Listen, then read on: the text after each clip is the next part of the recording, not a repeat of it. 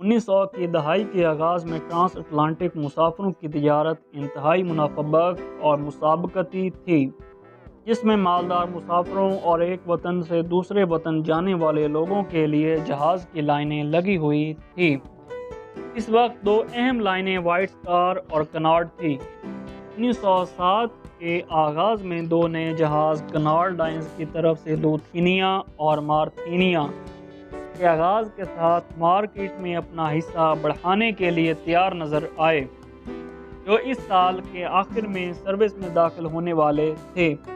دونوں مسافر لائنز اپنی تیز رفتار سے لوگوں کو اپنی طرف متوجہ کر رہی تھیں اور دونوں بعد میں بحر یوکنوس کو عبور کرنے کی رفتار کا ریکارڈ قائم کرنے کی جدوجہد کر رہی تھیں اور اپنے حریف کو جواب دینے کی تلاش میں۔ وائٹ سٹار کے چیئرمین جے بروس اسمے نے مبینہ طور پر ولیم پیری سے ملاقات کی، جو بلفاسٹ کی جہاز سازی کی فرم ہارلینڈ اینڈ ولف کو کنٹرول کرتا تھا، جس نے وائٹ سٹار کے بیشتر جہازوں کی تعمیر کی۔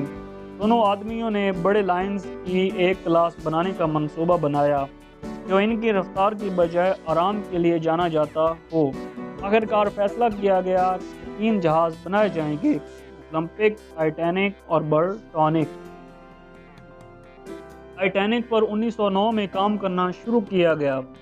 3000 ورکر کی مدد سے جہاز کو بنایا گیا اور سیفٹی کا خاص خیال رکھا گیا، اور جہاز کو اس طرح سے بنایا گیا اگر اس کے نیچے والے 4 کمروں میں پانی بھر جائے تو پھر بھی جہاز پانی پر تیرتا رہے گا اور ڈوبے گا نہیں، اس لیے اس کو نہ ڈوبنے والا جہاز کہا جاتا تھا۔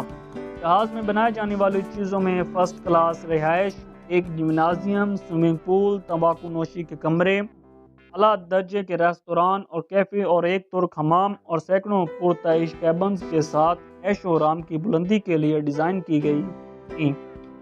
مسافروں کو مارکینوگرام بھیجنے اور جہاز کی آپریشن استعمال کے لیے اعلیٰ طاقت والا ریڈیو ٹیلی گرام ٹرانسمیٹر دستیاب تھا۔ ٹائٹینک میں جدید حفاظتی خصوصیات موجود تھی۔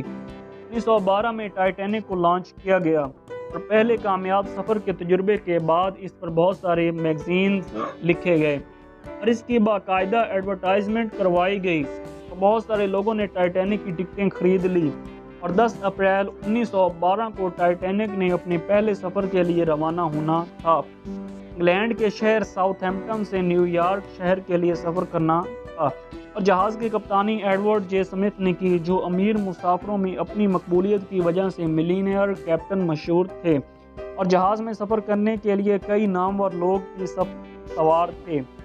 جب جہاز انگلینڈ سے روانہ ہونے لگا تو تقریباً 1 لاکھ کے قریب لوگ جہاز کو دیکھنے آئے۔ اس طرح جہاز نے اپنے سفر کا آغاز کرنا شروع کر دیا، بہت جلد لوگوں کی نظروں سے اوجھل ہو گیا۔ اس طرح جہاز کا سفر چلتا رہا اور اپنی منزل کی طرف بڑھتا رہا، کیونکہ کمپنی کی طرف سے کیپٹن کو ہدایت کی گئی تھی کہ تم نے جلد سے جلد نیو یارک پہنچنا ہے، اس لیے جہاز بڑی تیزی سے سفر طے کرتا تھا۔ زیادہ تر سفر کے دوران جہاز پر wireless radio operator Jack Phillips اور ہیرالڈ برائٹ کو برفانی تنبیہات موصول ہو رہی تھیں، جن میں سے زیادہ تر پل کے ساتھ ساتھ گزر رہے تھے۔ دونوں افراد مارکونی کمپنی کے لیے کام کرتے تھے۔ ان کا زیادہ تر کام مسافروں کے پیغامات پہنچانا تھا۔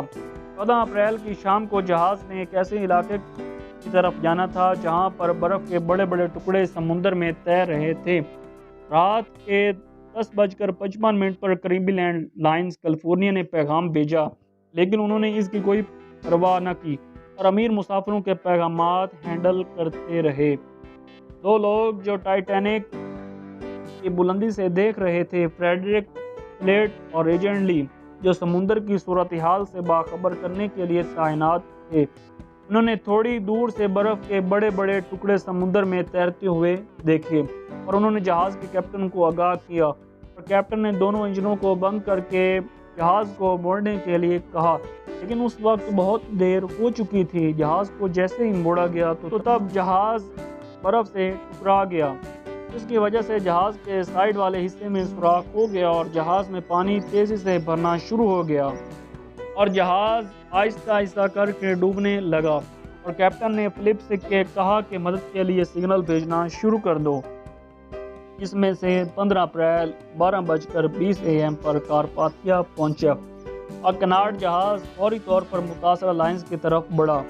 جب یہ سگنل موصول ہوا تو کارپاتھیا تقریباً 107 کلومیٹر دور تھا اور جہاز تک پہنچنے میں 3 گھنٹے لگے۔ کیلیفورنیا جہاز جو ٹائٹینک کے بہت ہی قریب تھا، اس کا فاصلہ تقریباً 37 کلومیٹر تھا، لیکن وائرلیس بند ہونے کی وجہ سے وہ نہ آ سکا، لیکن ٹائٹینک پر مدد کے لیے آتش بازی کی گئی۔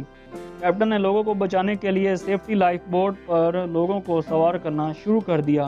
پہلی کشتی جو سمندر میں اتاری گئی، اس پر 65 لوگوں کے بیٹھنے کی جگہ تھی، جس پر صرف 28 لوگ ہی سوار ہو سکے، اور جہاز پر سوار لوگوں کی تعداد 2200 تھی۔ آہستہ آہستہ کر کے جب جہاز پانی میں ڈوبتا جا رہا تھا تو لوگوں میں ہلچل مچنا شروع ہو گیا۔ تب لوگوں کو پرسکون کرنے کے لیے بینڈ بجانے والوں نے بینڈ بجانا شروع کر دیا۔ اس طرح 20 لائف بوٹ کی مدد سے 705 لوگوں کی جان بچائی جا سکی۔ 2 گھنٹے 40 منٹ تک سارا جہاز 2 ٹکڑے ہو کر سمندر میں ڈوب گیا اور 1500 لوگ سمندر کی نظر ہو گئے۔ ان میں زیادہ تر مرنے والوں میں ورکر تھے جو جہاز میں مختلف قسم کے کام سر انجام دے رہے تھے۔